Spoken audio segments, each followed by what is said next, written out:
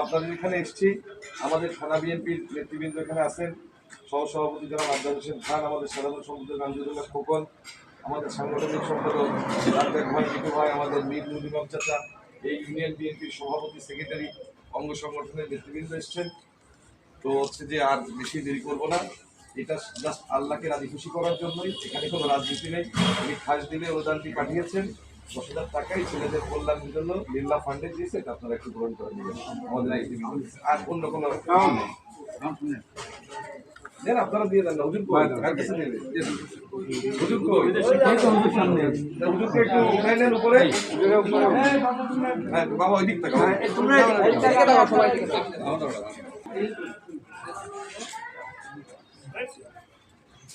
Okay, thank you. আপনারা আমাদের যারা দুনিয়া থেকে বাবা মা বিদায় নিয়েছেন, এই ছাত্রদের, আমাদের, আমার সকলের, তাদের জন্য একসময় একটু দোয়া করে দিয়েন।